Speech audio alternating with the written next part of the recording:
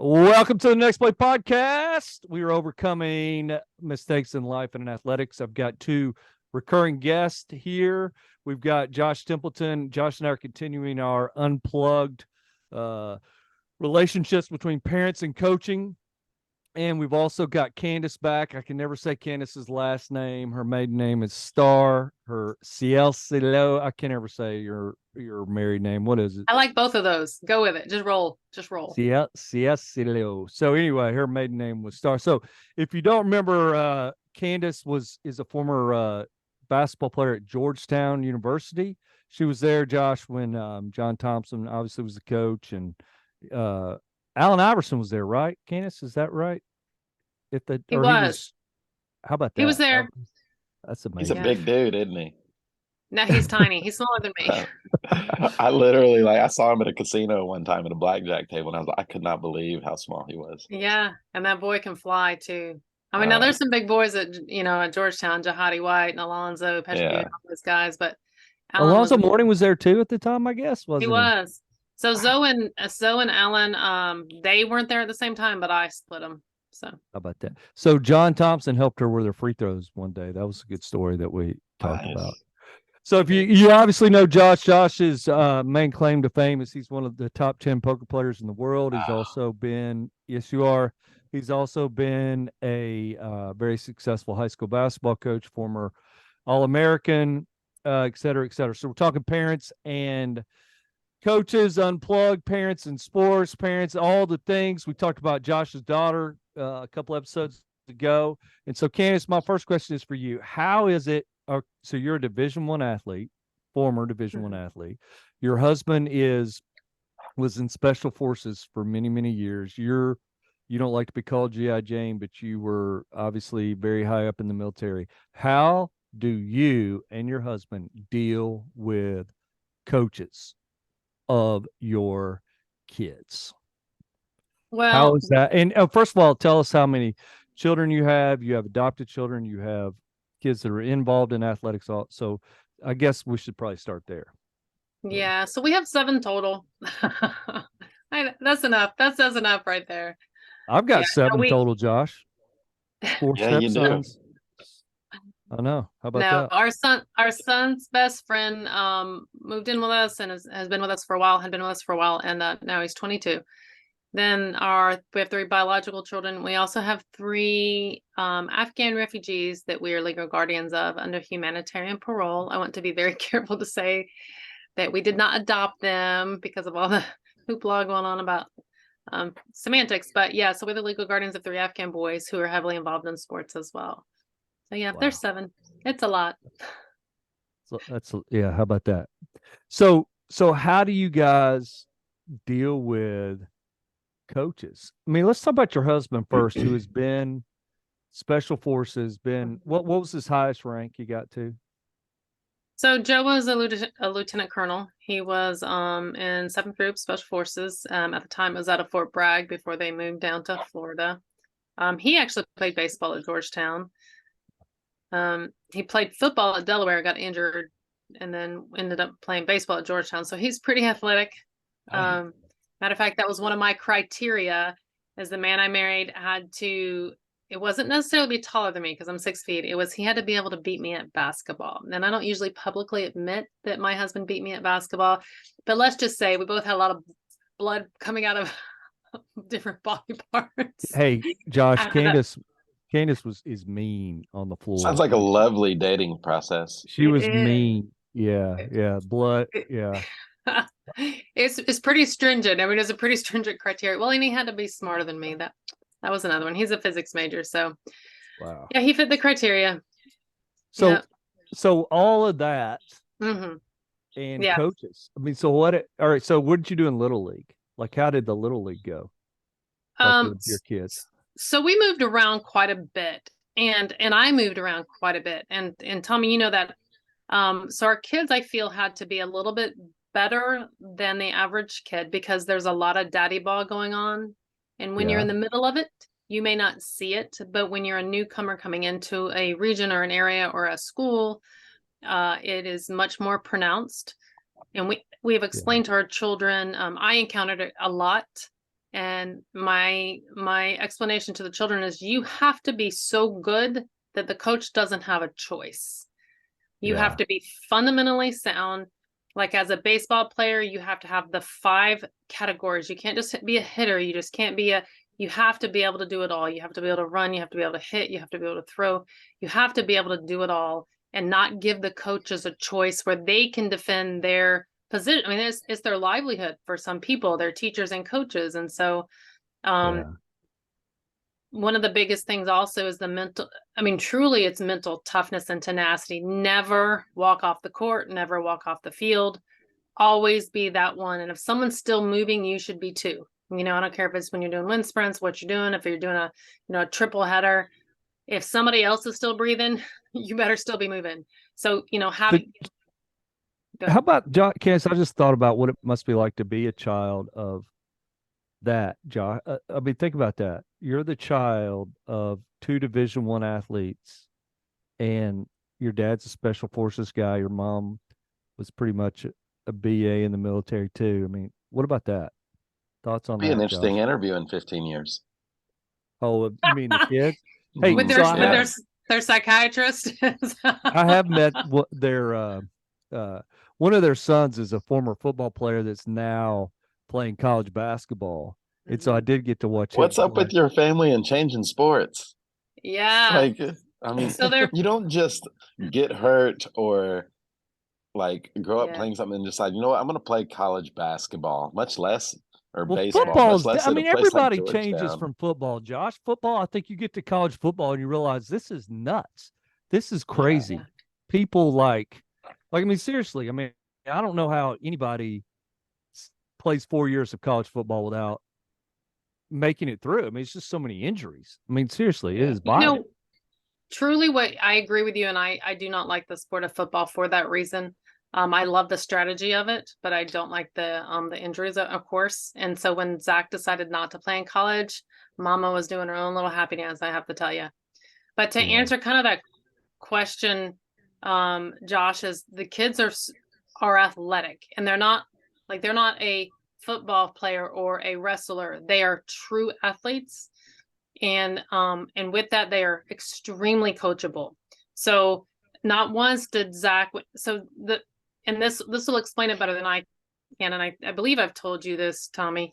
Zach had never touched a basketball by the time he was in 8th grade, never touched a basketball. And he comes up to me and we're in Alaska now, and his friends play basketball. So they're playing basketball before school. He's like, "Hey Mom, what's the difference between a double dribble and a walk?" And I was like, so "Oh, dear Lord, all right, so let's back up to that. You play at Georgetown. Mm-hmm. And what, you just didn't want him to, or you didn't want to pressure him, or you just wanted him to pick what he wanted, or how did that work? Because Josh is kind of the same way. He did not let his kids play basketball. He tried to keep it's not that. I did not. You kept Olivia play. refused. So I was there, Josh. Don't lie. I was there when Olivia was 2 years old. I watched her grow up. You would not let her in the gym and shoot. Just didn't put it in her face. Well, I don't think I realized I wanted my kids to have faith in God and be at peace with who they are.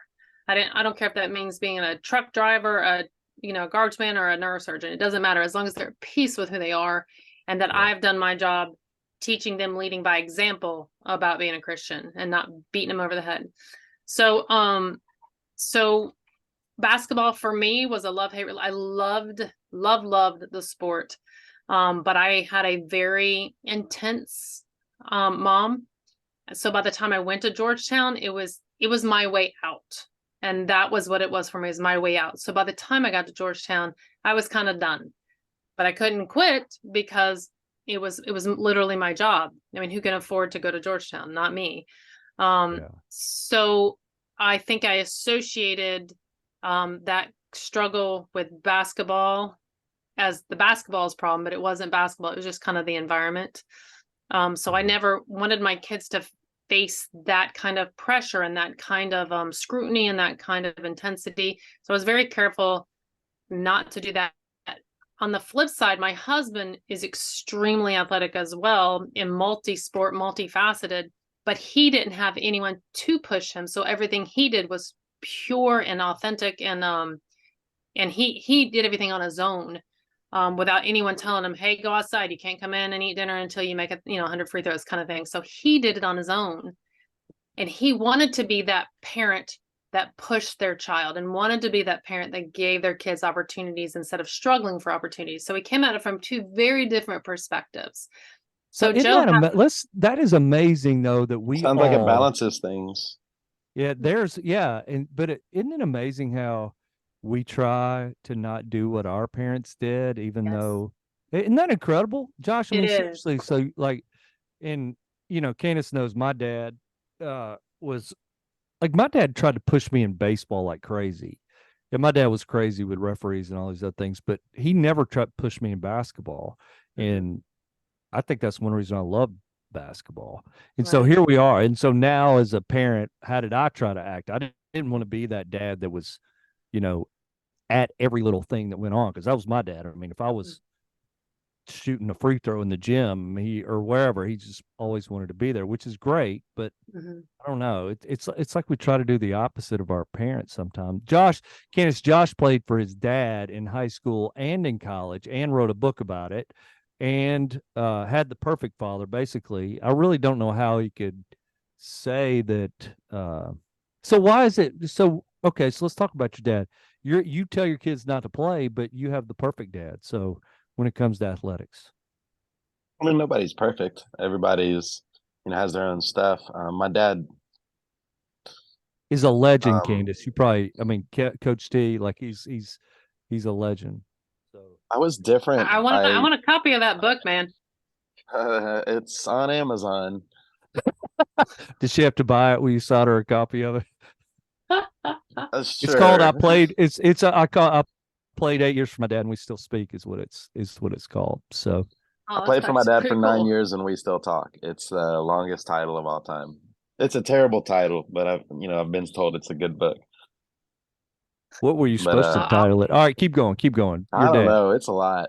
My dad got lucky when it came to me, I think. Oh, what the heck is that supposed to mean? What it means is that you love the game so much. Push me. Yeah. Oh yeah. He tried to hold me back, honestly. And it could be argued whether he was very effective at it or whether he could possibly be effective at it. I mean, and my life was so out of balance, focused on basketball. It was my identity. And so then, in a way, when it was gone, it was like a death. Like, what do I do now?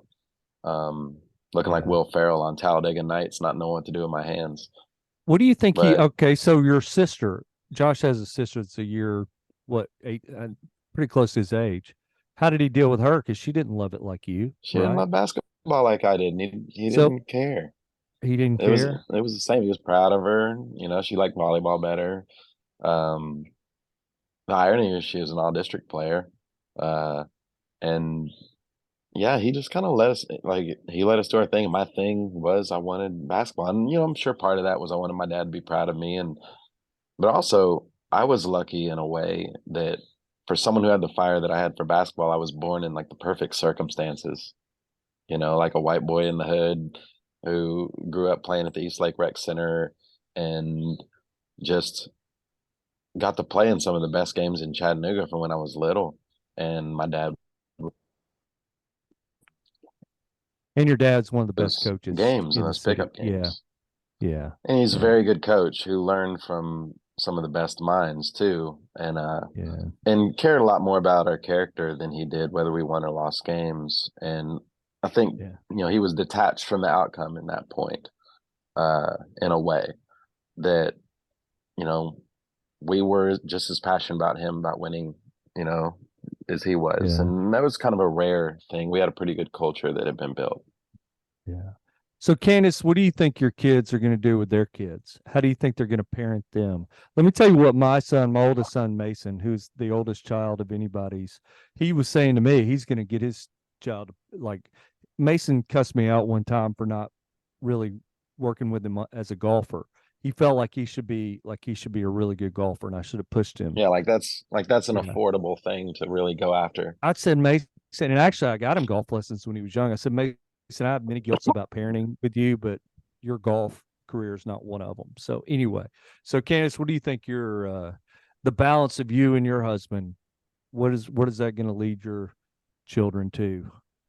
How do you think they're going to go about it? Well, hopefully they're taking from it like the key elements that really have made me what I am and probably made you both what you are. Like if I can handle physical pain, I can handle anything because physical pain is really emotional pain. It's really mental tenacity. So if you can teach a child that to push through physical pain and understand that it is mental, then I think you've done your job. And if you look at sports for what they really are, teaching good habits on how to stay physical, how to maintain your health, how to be around other people, how to learn disagreements and highs and lows. And I mean, it's like life in a, in a 90-minute, scenario. So they have learned that. Like Charlie was a 3-time state wrestling champ in Alaska, my daughter. It taught her she can do anything. She can, the pain of wrestling, by the way, that has to be the most intense sport on the planet. And so I would agree with that. That wrestling is, those guys are built different, Josh. No doubt. Yeah, and the weight cutting and all that stuff. Sometimes I wonder how healthy it is. They don't do that near like what they used to do. I mean, it'll drop maybe a weight class, but I remember watching the boys at Boy Buchanan, run around in the middle of, season with sweatpants on with a water bottle spitting into it and stuff, but they don't encourage that the way they used to. It's not like a 30-pound drop. And even it's just I don't know. Okay, it's like when I was Josh and I, some of those Boyd wrestlers, they'd be just a few years ago, they'd be trying to do stuff to make them pee all the time. They'd be in their problems are eating habits too. Like they started developing eating habits. They'd sneak out of the lunchroom and they'd go run in the in the hot wrestling room. I mean, it was, I don't know. I don't know. Middle schoolers too. I'm not talking. I don't know. But it does. You can't be soft to be a wrestler. There's no doubt. No, and there are always people who are going to develop kind of squirrely habits or unusual habits. On our team, we had a weight. We were supposed to stay within about a 5-pound weight range, and that caused some problems for some people. Other people just didn't care. They're like, all right, well, whatever. But some people really took it to heart and they thought they were being called fat. But anyway, we digress a little bit. But yeah, I think the kids have really. So the oldest one, he played. He didn't know the walk from the back. He didn't know walk from double dribble. He asked me about it. And we're talking about coachable athletes and what separates people, that coachability and not, I had kids that I was coaching, but like, yeah, well, I know. Well, honey, if you knew, I wouldn't be here. If you knew what I knew, I wouldn't be here. You wouldn't need me. So when I give you, constructive criticism, it's not saying you're horrible. It's just saying, hey, here's an area to work on. So Zach, he got cut from the 8th grade team. It was 6th, 7th, and 8th. You had your varsity JV and 6th grade team. He, at 6 feet tall in 8th grade, got cut from the 8th grade team, didn't make the JV team. He was put on basically the 6th grade team, the C team. And he just worked hard and asked me questions and had me go to the gym with him and, taught him all kinds of stuff. And in 9th grade, again, he tries out. He didn't make the 9th grade team, but he did make JV and varsity. Like, wow, that is how coachable he is. And like, if you have a kid who's willing to learn and just absorbs information and wants to learn and isn't arrogant, and I do believe that is something that we've come into, is this, because the entitlement and the arrogance and the parents being like, oh, sweetheart, you did wonderful. It's the coach is an idiot. That's not it. So coachability is a big thing. You're asking, and again, I digress a little bit because Tommy, you're asking about how do you adjust when you're moving around and, new coaches and stuff. The kids have learned, you just have to be good enough and coachable enough and likable enough. That's a big factor. People forget that the coach really doesn't have much of a choice but to keep you on the team. That's my opinion. Thoughts on that, Josh? That's good stuff. Has your kids ever questioned the coach and been right? And y'all know, with your knowledge of teams and with the military and also with your experience in athletics and knowledge of good coaching and leadership, have you ever been faced with that predicament? Oh, absolutely. What do you do?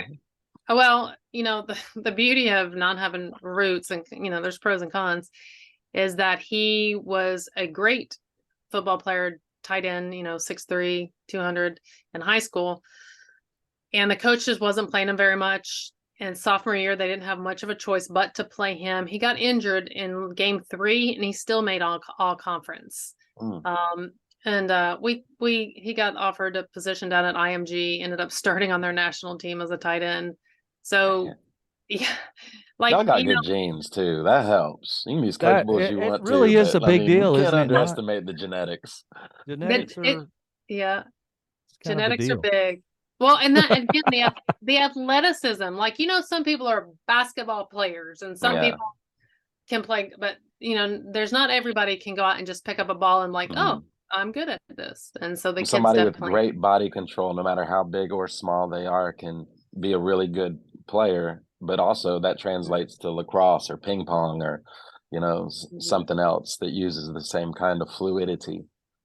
Yeah. So what about Yeah. when your kids came home complaining about a coach, or I mean, how did that, or did they just not do that? Or did no one ever complain in your household? We didn't, we're pretty big on not blaming coaches and not blaming refs.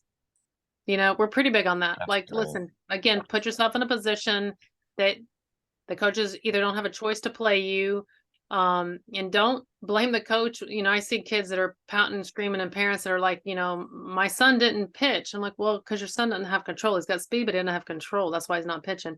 And parents just don't want to see that, and they're really busy. And here's the crux of it. It's not that parents are bad. They're trying to protect their child. They're trying to give their child every possible opportunity. But in doing so, they're not allowing their children to fail and therefore grow. So if your children aren't failing, they're not growing. You are not helping them. You are hurting them. Yeah. Thoughts, Josh? Yeah, that's really good stuff. I'm going to be saying that's really good stuff a lot because you are saying very good stuff. I mean, there's really not much to disagree with there. I see a lot of similarities with me, even with my dad having let go, and Candace, your mom having like pushed you. There was still that same like hunger in us to be pretty good at something. And as I hear you talking about your kids, you're always talking about like their thing or their coach or specific principles that are really good. You're never taught. It's like you've already done your thing, and now you're just going to give them what you've learned through it and not live vicariously through them. And it's such a healthy way to go about it. Yeah. But your situation, Candace, you're moving around, you're doing the military life. So it's not as if your kids are in 3rd grade and you're thinking, hey, I've got to make sure they get a chance to play in the major leagues or whatever, so it's like you're looking at it from a different perspective. I think like Josh right now, his daughter is into volleyball. And so she's there. Got to play club, right? You got to play club volleyball. You got to spend all that money on club volleyball. So Josh is going to drop probably $4 or $5 grand in the next 9 months to let his daughter play club volleyball, because if you don't, she's not going to get that scholarship, right? I mean, thoughts on that? The whole club, the AAU, the club, all the different, every sport has it. And so, Yeah. So Josh, you dropping the 10 grand? Have you decided yet on the club volleyball? Oh, we're gonna find the best deal we possibly can with a club that's pretty good, that's gonna get her better. That's really the only thing I care about. She loves the game. She's gonna get better. And are they gonna nurture her love for the game? Like, I don't want somebody breaking her down and beating her down. And I want her to be able to respond and to have thick skin and all that stuff. But I don't want her playing in an abusive environment, where, just grandstanding people's children in public is some form of coaching. I just don't think that in youth that helps at all. And I'd rather her be taught the things like the fundamentals and the things that will make her better, and let her have her love for it. Candace, Josh and I, we made a comment last time we were on that where else can an adult verbally, not necessarily abuse, but verbally, uh, it's not abuse, Josh. Where else can an adult yell at Yell at a children in public, yeah, other yell at people's children in children. public and it be okay? Rather than coaches at athletes. It's Sometimes pastors. sometimes fast. You know, Yeah, that's the only other place. it really makes no sense that it's Yeah. acceptable in society for coaches to embarrass kids and yell at them. And Well, but think about this. Think about the flip side of it. The two things I thought of and posted after you mentioned this. One of them was about actually we were down at IMG, and you see all these parents like all stressed, thinking their kids are going to get a scholarship like right on the spot, and like trying to remind parents, look, let this be their dream, not your dream. That's number one. oh And my goodness. All right, let's slow down with that. Let this be your child's dream, not your dream. How about Yeah. that, John? That's I think that's so true, but I think it's so hard for parents who are that financially invested to let go. yeah. I've seen it so much. It's like such a difficult thing for the majority of parents, and that's why conversations like this are so important, and you saying things like that. Yeah, but Yeah. it's huge though. Like this, Yeah. you are investing in their future, whether they never play a day of college sports or they get cut from, their senior year, because the tenacity that I learned through sports has propelled me through everything. Basic training to me in the Army, man, I breezed through that. Airborne school, because of the tenacity that sports taught me, because of that, the coaches yelling at you, because of the struggles that you go through and the fight and the pain and the getting concussions and hurting your knee, because of all that, there is not, I don't feel like you can throw anything at me, and my faith in God. I don't feel like you can throw anything at me that I'm not going to be able to get through, because I learned how to handle my emotions. I learned how to control, physics. I think that you are investing in them and you are providing them with their future, but your dream for them to play Major League Baseball is your dream. You're still preparing them, no matter how much.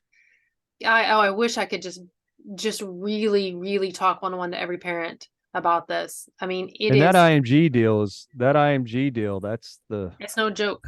oh, It's 90 man. grand a year at this point. 90,000 a year to go to IMG if you do not have a scholarship.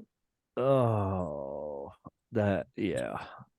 Factory. That's a Costs whole more than nother George. topic of conversation. Yeah. Oh my goodness. Yeah. That's They're more selling. than Georgetown. They're profiting on them dreams too. But here's an interesting fact that 25% of freshman athletes come from ING. Wow. That is true. So, Now say that again. 25% of freshmen, and this is on IMG's website, of freshman college athletes come from IMG. Now, I'm sure there's something in there that I missed, like it's 25% of incoming freshmen at Division I level or 25% at Division II. I'm sure there's a little caveat in there, but I just read that this weekend. 25% of incoming freshmen college athletes. A pretty big caveat on that one. Well, I'd love to see that article on how many. I'll look it up while we're talking. Yeah. What was Candace? What was the second point? The first one was gold. How it's your kid's dream, make it your kid's dream, not yours. That's gold right there. What would be your? The second one is and stop with the entitlement. Like, stop protecting them so much that they don't learn to grow.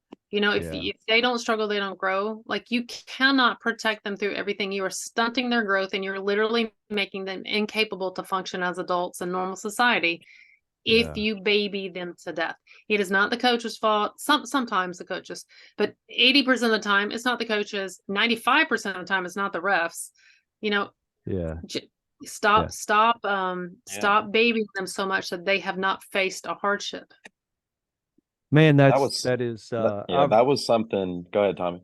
Well, Angela Duckworth in that book Grit that's so popular, I heard a podcast with her. She talks about putting your kids in situations like she would just stick her kids on the bus and say, hey, you need to figure out how to get home.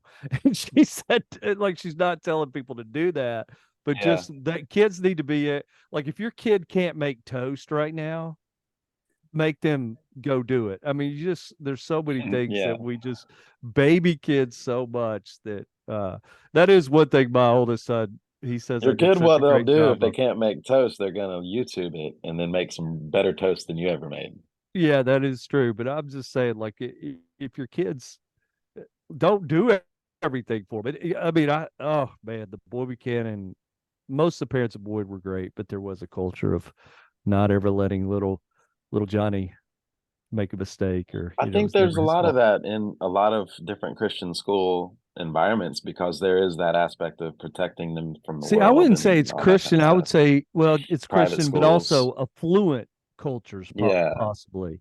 Anybody with a little bit of means or resources. Yeah, I think it's more prevalent there. So, well, thoughts. Let's start wrapping this up a little bit, and advice to coaches in dealing with parents. How about that?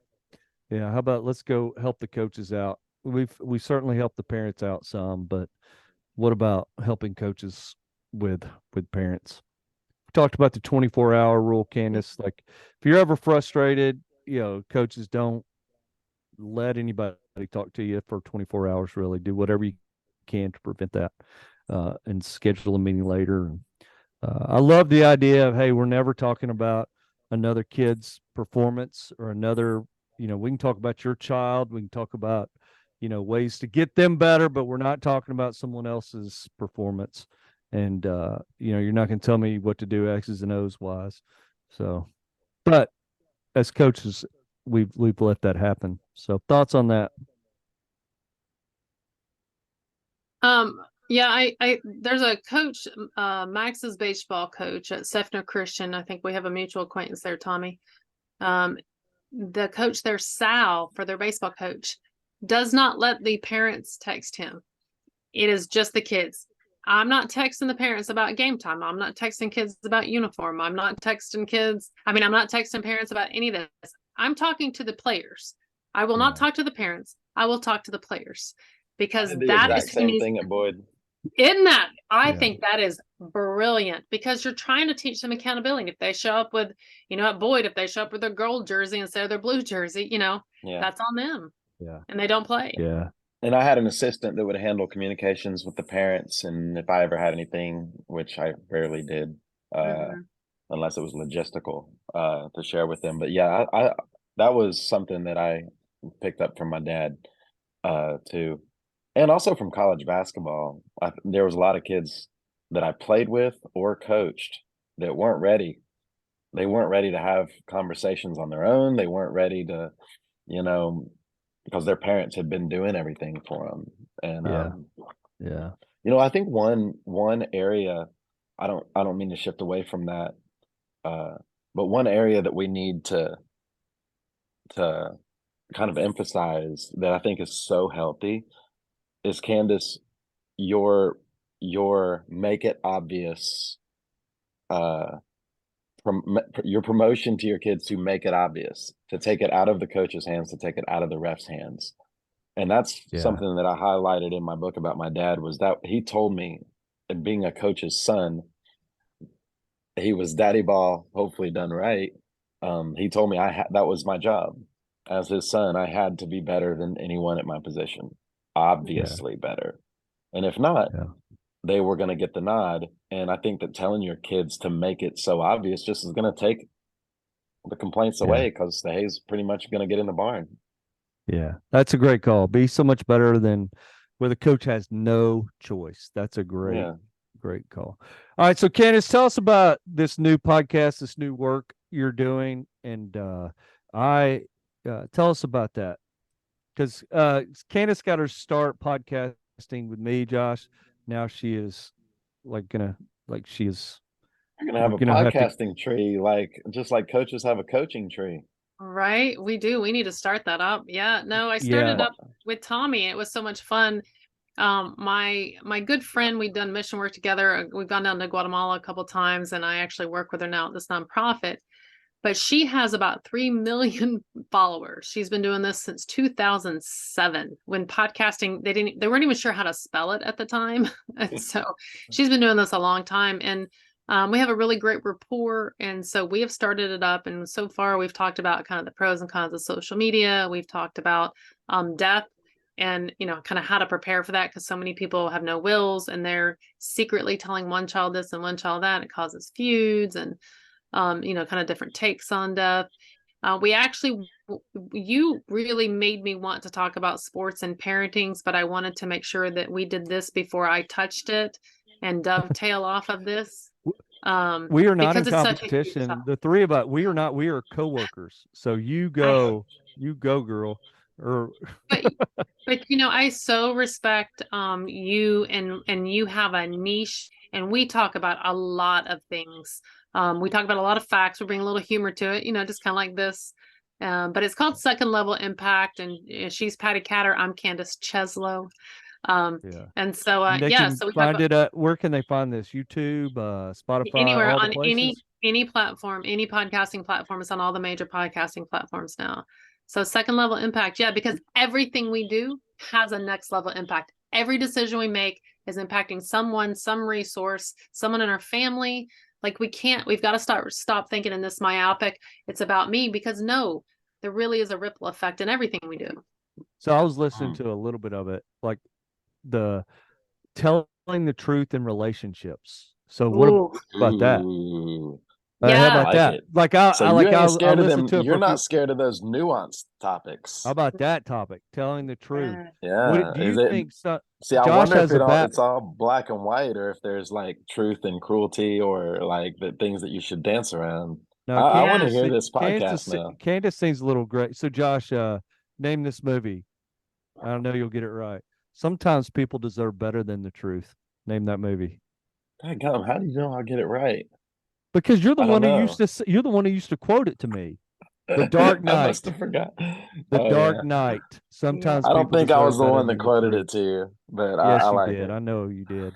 So, what do you think, Candace? What about that? So, give us the golden nugget on relationships and always being truthful. I would no. Or what no, was it the pain of telling the truth or something? What was that? I mean, you'll derail this whole podcast. We got to listen to her episode. We're going to her show. It is nuanced. I really think it's nuanced. Yeah. But the people who are closest to me, please don't let me go sideways. Please tell me the truth. I mean, there's a way. Gotcha. But yeah, you don't need to say, hey, your butt looks horrible in those pants, but just say, hey, is there a different outfit you can wear? I mean, there's a way to say something that is truthful without being a horrible person. But I mean, I want my friends to be honest. If they're not honest with me, they're not being good friends. Okay, so I believe that 100% that is correct for you. Josh, do you believe your wife? I feel good about that, but I do feel that she would want that from me, but also I do feel that there would probably be a repercussion when she gets it. Not that she means to, but like, yeah, I mean, it's happened for me and Abby have spent times fighting in our lives, and we're talking about marriage now. That's healthy. Pick your battle. It's healthy. It's healthy for couples to argue. It's healthy for couples to go through hard times, be resilient, and all those things. I love that you're talking about that stuff. Yeah, it's fun. It's a great second level impact.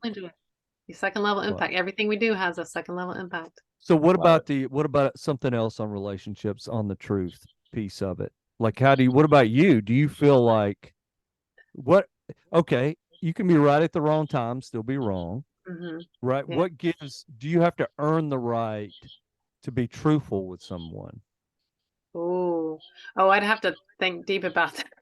I think we all have a skill set of reading people, whether we know it or not. And you can tell when someone is the type who can handle truths, or they need a little more gentle glove. Some people don't do that very well. I think if you're an athlete, you better be able to handle the truth, or you need to find you need to go through a different door, a different path. So if we're talking about athletes need the truth. They don't need to be coddled. Because if they're being coddled, they're never going to make it to that next level. So if we're talking athletes, yeah, stick to the truth always. All right, but what about relationships outside of athletics? What about I think we treat the people that we are closest to, the people we are most intimate with relationship wise, our children, our parents, we are the meanest too. And I think it'd be nice if we got that checked. I mean, truly the hardest things you probably ever said are to someone you love. Yeah. Oh yeah. I mean, know? you would know That's- nothing about that. What'd you say, Josh? I said you would know anything about that. Yeah, I need to. Yeah. Me and Tommy Josh- have come to blows before for both saying things that we didn't mean. Yeah. Yeah, that is. And That he's is one of the my truth. best friends in the world. Yeah, but we've earned the right with each other to speak the truth. Exactly. Yeah. And so I don't know. That would be a fascinating because I We'll know. have to break that down one day. Yeah, that Yeah. would be. Yeah. So all right. So next level. That's next level. Second level Second impact. level Second impact. Second level impact. Yeah, I'm in on that. Josh, what else? Josh got a bunch of new things going on. Josh and I, Candace, are going to start a podcast on Southeastern Tennessee prep basketball. We're going to delve into that and Nice. cover that, and so that'll be. Yeah. We've got some stuff coming out on that. My other podcasts are in the pre-launch phase right now, and yeah, working on some different things Nice. creatively. You know, one of the best things, like I get to talk to two smart people. That's one of the best things about doing a podcast. Two good people, and Josh and Candace. There's more. Y'all have more in common than you do, not in common, which is fascinating because it's just I don't think people would realize that on the surface of that. How did you what? So, I think that they how would. would you respond to that, Josh? I mean, and I'm also too like you got to understand. I'm coming from a little bit of a jaded lens of sports being everything, and you know what I mean, like in my life, and realizing how unhealthy that was. So that's why I just try to balance that sometimes. What about that balance too, Candace? I mean, your mom was kind of like that. My dad was kind of like that. Sports is everything. Well, it's not. It's not. It's not. No, I'm with you. Actually, I agree with you completely. Like I am kind of not anti-sports, but I'm anti this craziness that we've allowed it to grow. And let me tell you something. We're paying like $300 a weekend for Max to play travel ball, a couple games of travel ball. It's insane. And yet it's we like are the price of buying into admission. it. Yeah. Yes. Yeah. And we are buying into it. And there are parents who are perpetuating this, and I'm one of them. I think it's awesome. And I think college education and the way that it's gone, I think we've really bastardized that as well. I think it's a ripoff on so many levels. Yet, some degrees, warrant a college degree because if I want my doctor to have a college degree. But There's nuance in everything. It's that's why these conversations need to happen. Yeah. So I'm kind of anti what we're doing with sports, turning it into a business, and I'm kind of anti how we've turned education into such an egregious, money business. Yeah, no doubt. So yeah. All right, beautiful stuff. Let's do this again. This would be enough for 2 episodes, but we'll just crank it out on one. So thank you guys so much. And hey, if you haven't already rated us as 5 stars and subscribed, please do that. And again, if you have negative feedback, Candace is a lot tougher than me. I don't want to hear the negative stuff. So just tell me the positive. All right, we'll see you next time, guys. Take care.